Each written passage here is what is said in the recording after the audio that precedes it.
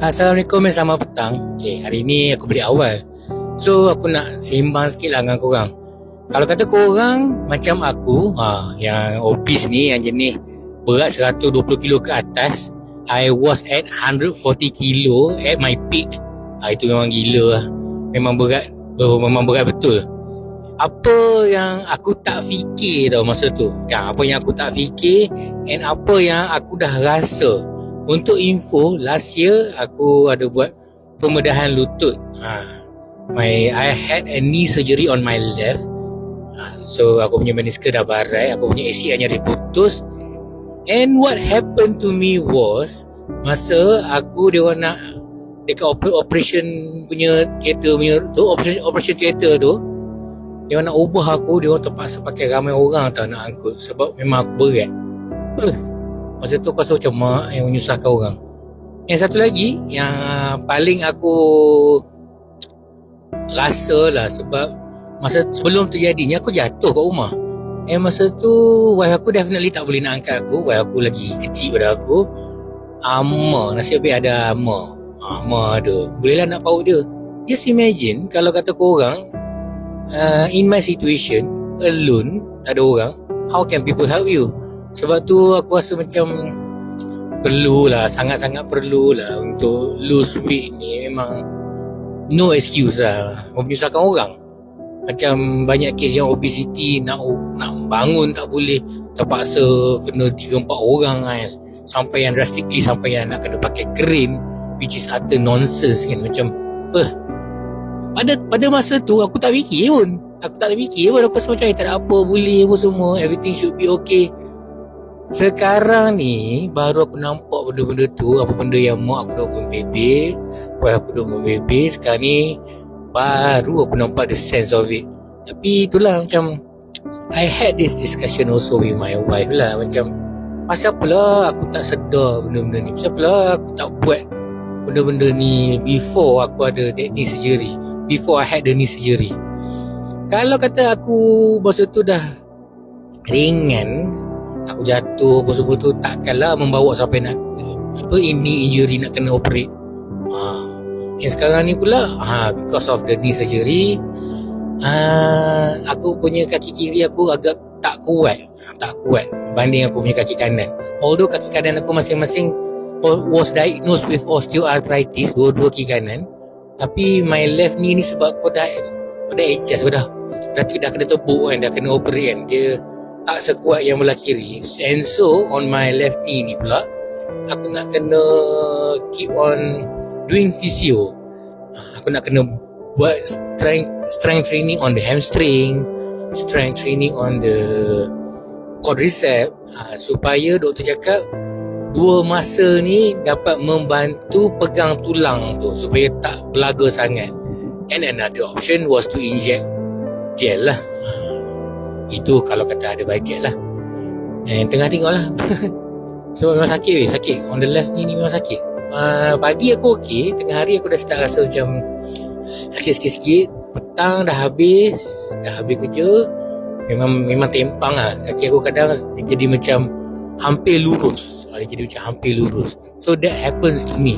Dan aku nasihatkan kat korang, don't let this happen to you guys lah. And this is something yang macam, not to say, how to say lah, educational, insyaAllah itu educational, yet macam memesan lah pada orang yang dah kena, yang memesan kepada korang-korang supaya tak kena macam aku. Penat. Sekarang ni aku rasa, and this is also my pain point lah, kenapa aku nak lose weight. From the very beginning aku betul-betul nak lose weight. Sebab apa? Aku nak kurangkan beban dekat lutut tu. And yes, after losing 25 kilo, benda tu noticeable tau. Tetapi macam kes kaki lutut kiri aku ni dah memang post surgery punya benda. So memang membantu sikit, tapi sakit juga. Itulah cerita dia. So kalau kata korang as the same ataupun ke arah macam aku, try to lose weight, try to live healthy, try to jaga pemakanan, stay in calorie deficit. Benda tu doable. Biar dia ambil masa lama pun tak apa, at least you start off somewhere. And benda yang paling, bukan menakutkan lah, benda yang paling susah nak buat is to be consistent. Penat to be consistent ni memang aku betul-betul nekat tau. Masa aku punya first journey tu, aku hari-hari half an hour aku not to say brisk walk, aku walking lepas subuh.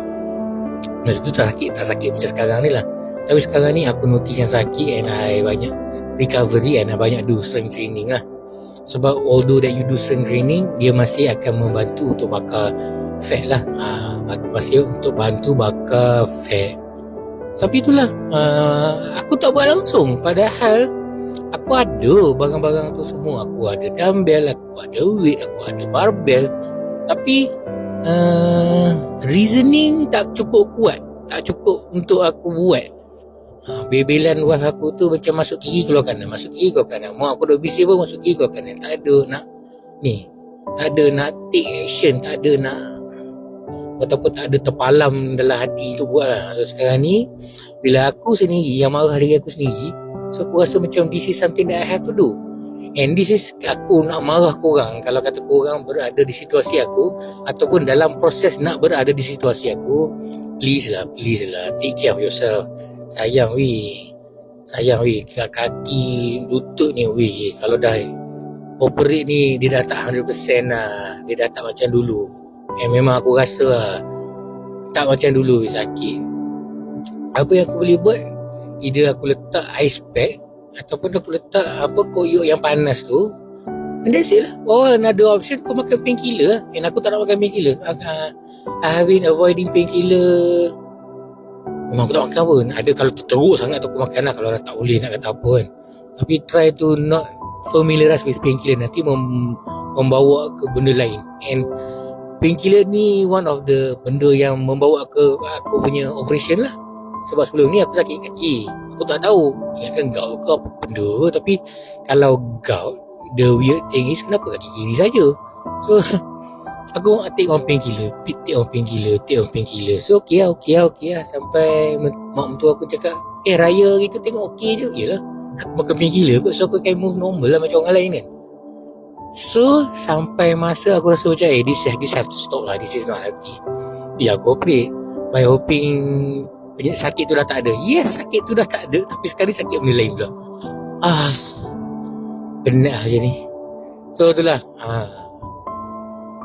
just to emphasize back apa yang kita duk cerita ni, apa yang aku duk cerita ni, this is something like a podcast style dalam kereta.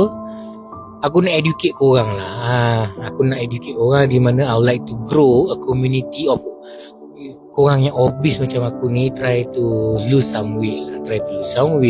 Your quality life will get better. And benda tu betul.